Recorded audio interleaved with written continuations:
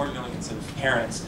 I'm just curious if your analysis is kind of, if you take a different spin on this, you could actually make it much bigger and so forth, more profound.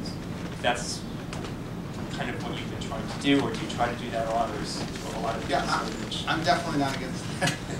No, I think that in fact I do think that was a small symbol of something that I think was really much bigger. That was the point of the chapter. And some people like to dispute the chapter. Again, the luxury of writing a book is that you can come to the conclusion that you have, about the data, and you can speculate about what you think it means in a larger context. And I think that I do think when I put together, things like vegan children, things like the growth of lefties, things that all indicate, and things like what we found in parental discipline, they all indicate this larger trend that parents are taking a very different attitude towards their children. And so, if some researcher would put together a list of countries that started with the largest number of percentage of left-handed people down to the smallest, it frankly I think would be an interesting, an interesting list that would maybe prove the point, but I haven't done that yet.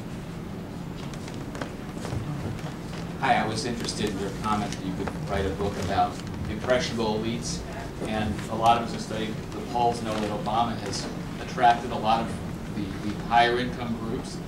Rather than go into the whole Obama thing, because Obama strikes me as a macro trend, not a micro trend, could you give us a couple of other examples in campaigns or marketing or whatever, where the impressionable elites have been impressionable in particular instances? Yeah, no, I think you're right. And when I say I could write a book, it's not just in the political context. I think that there are a lot of contexts. I think that a lot of brand marketing is really based on what I call exaggerating a reality gap, the gap between kind of known facts and an image that's created. I think the surprising thing in the book, and I have to do more research, is the extent to which I think people will echo, cable TV talking points and things without really understanding the full underlying information. And so I think you're seeing an increased trend of people making decisions on the basis of hearsay and very limited information.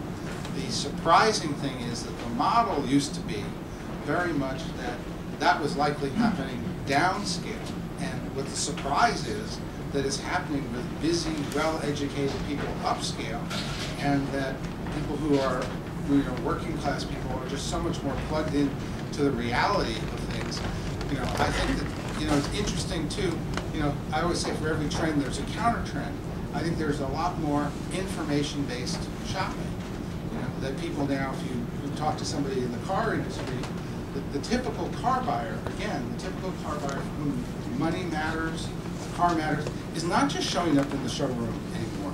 They're going through a pretty extensive information search on the internet first. So I think that there are two trends here. Some people in various areas being much more impression-based, and some people actually being so much more information-based than they ever were. Do you have a couple of other examples of candidates? That's interesting. Yeah, I just,